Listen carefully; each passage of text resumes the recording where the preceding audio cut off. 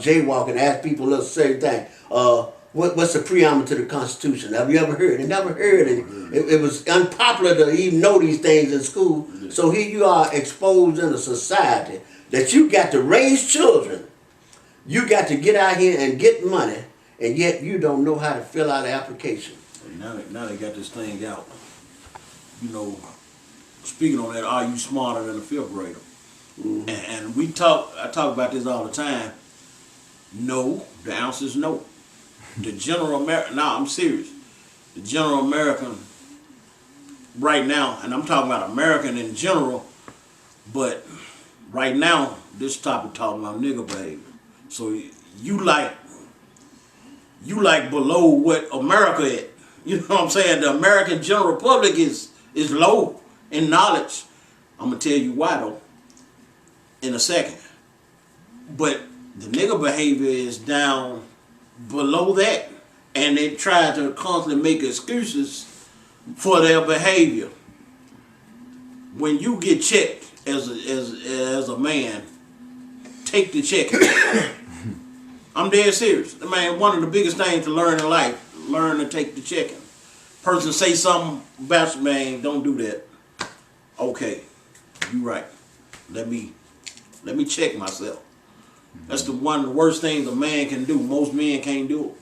Most grown folks can't do it because they, some reason, pride or whatever crazy reason, they just can't take the checking. You know what I'm saying? And they can't stand for somebody to put them in the right place. But at the same time, this behavior might help you get to the next level. You never know. And I'm a prime example of this. You never know who might be looking at you. Man, you could be in public doing all kind of craziness. A person might be looking at you and might see something in you. Might want you to be the top executive or something. They might see you in these positions and they hear your mouth. The biggest thing, what they used to say about the fool, it's better to close your mouth than to open your mouth and leave all doubt. Once you open your mouth, you leave all doubt. Ain't no, we know no, we don't need him. That's that go on in their mind every day. So you gotta always know that, and just know your surroundings. But what I was saying about this thing, the general American public is not smarter than a fifth grader. I'm gonna tell you why. That's because the program stops at that point. Fifth grade knowledge is the last realm of knowledge that you get. Did you know that? That fifth grade knowledge is the last realm of real knowledge that you get. Everything else you get is just repeating that same stuff, adding on to the same stuff. I'm talking about you go to college.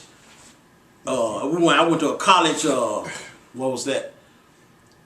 It was funny to me. I went to a college English class, and they had to teach people all over again what was adjectives, predicate nominatives. I'm talking about just simple stuff that people should have got, and they don't get. So they go to a level where they can't comprehend these things. You know what I'm saying? So the general American public, the answer to that question, you're not smarter than a fifth grader. But this nigga behavior, man, look, you might not be smarter than a second grader now. I'm dead serious.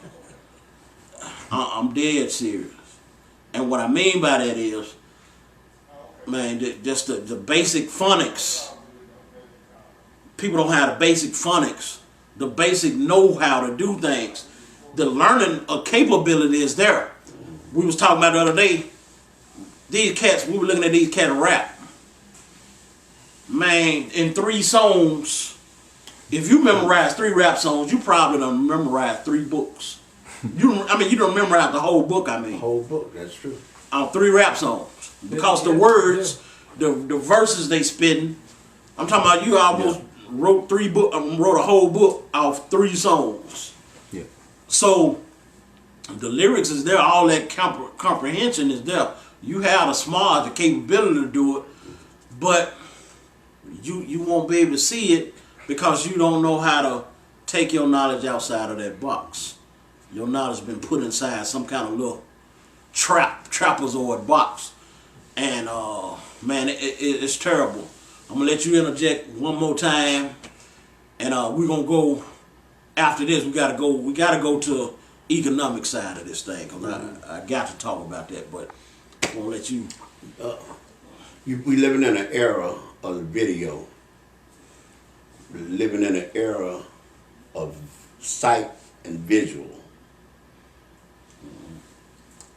But we also do not realize that we were taught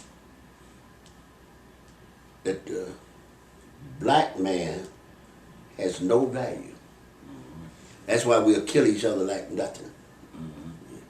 What you say, man? Bow. Yeah. You have no value. Everybody else have value. To us, you will put it down. We have no. When you have no value, and no value to other people, and you live in a cartoon mentality, which is videos, where everybody wreck the car and they get back up and walk. You see what I'm trying to say? It's all play. So you don't know what a bullet really does to you. Yeah. You never felt that pain, so you don't know. So you'll shoot somebody with no thinking. Pow! Like ain't nothing. You know, you think it's like a cartoon because you have a cartoon mentality. Who controls all this? And why are they keeping us like this? Why do they keep us so far on the totem pole that we care nothing about nobody, even in our family? How did we get this way? Who taught us to do this? All of this is learned mentality. We weren't born as a child and brought up and disrespect our people. Who taught us to disrespect your people? Disrespect each other? Who taught us? We never heard about East, West, and this West, East, and West, and we fight red and blue. Who taught us this stuff? They taught us this.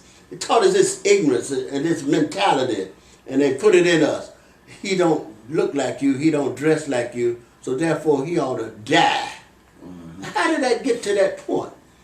And it's programmed in you every day.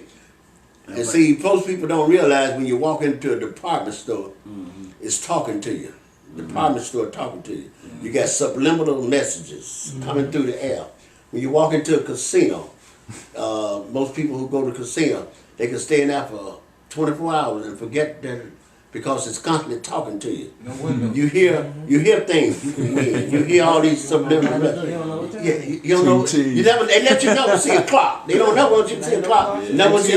They control. And then when it came on television with this program called not Twilight Zone, whatever the other one, we control the vertical, and we control the horizontal. That means I control everything about your life. And right now the system got us where they control everything about our life. They even control how long you'll live. They control where you're gonna work. They built 1,000 prisons from 68 through 90. Now who they said was to occupy these prisons? Why did you build a prison? You ain't got no prisoners. They already knew that you was gonna be the one, and then they can kill two birds with one stone. They know if we get you in prison at your childbearing age, that means the children you would never have. You understand? They knew this in the 60s, and they put in all these prisons. They had prisons everywhere for us to go to prison. And they would get you to prison for anything.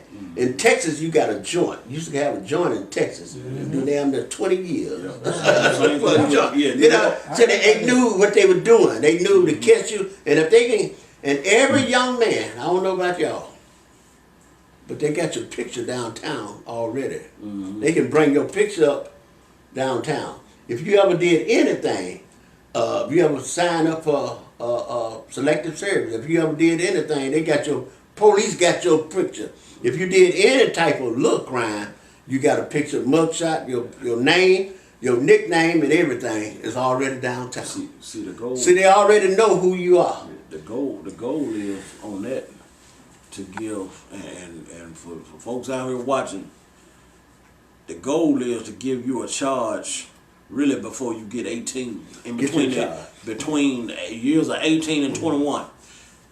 What happened? That will cripple you for life. That'll cripple you for life. What happens in those years? See, you get a pass. They say before you get 18. So they say. But at the same time, though, you kind of crippled once you get your first criminal charge. You crippled. Your chances of getting any kind of decency out of life is over. You can't government job. No.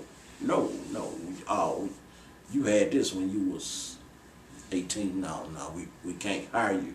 So your change, and we all know that your good paying job. I ain't talking about this little. You can get a little happy sack job. I mean, come on now. But I'm talking about your good paying jobs gonna happen when your record's straight. You know what I'm saying? Your good paying jobs happen when things, when you clean, things are not hard to come by. Things are not as hard to come by. But they got a trick for them niggas too. We're gonna get into that in a few minutes. I'm dead serious. What kind of charge you talking about? Any kind. See, once they get you on any kind of little small weed charge, it don't matter. It really don't matter. I'm trying to tell you, they all the same. Any felony on your record for life. They all the same. All the same. Man, misdemeanor. See, to you it's misdemeanor, and it's called misdemeanor, but these things really. Misdemeanor is just only for you to feel better about yourself. Yeah. See, with them, they got you on file. It don't matter. Yeah. When they read your stuff, they reading all this. Oh, okay, he do this, he do that, and they, they don't want you. I don't know if it's gonna stop you from getting in the service though. Now it might not stop you from getting served. They don't care who gets in the service. I got some on my record. Yeah. Getting in the service is almost signing up to kill yourself anyway. You know what I'm saying? So they basically don't care about that. They're just a body that they need overseas. But that's a whole different thing. Yeah. But I'm glad we said something on that because we're gonna get to another aspect of nigga behavior. It's different. It has gotten to the level where, okay, the dudes who make it past the Clean Act.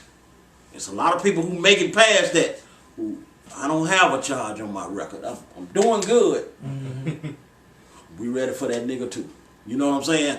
How they get them niggas is your economic side, and we're gonna get on that right now. Yep. Economic side to this thing is they stop them niggas from getting any kind of spending jobs, any kind of spending habits. All of your spending habits are messed up at this point. Mm-hmm. And they show you an example of it on TV every day. You got to have it. I got to get it. It's there. I got to get it. It's some cats out here right now, work good jobs, do all this, but they ain't never got no money. Mm-hmm. Never got $10 in their pocket, $20 in their pocket. Why? Because you got Jordan syndrome. I'm dead serious.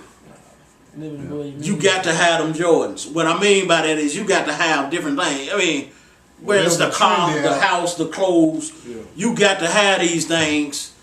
We finna chime in 1 second, but I'm just saying you got to have them, and when they have you got to have them, then that means that's the next phase of nigga behavior, and that is we got you in the pockets.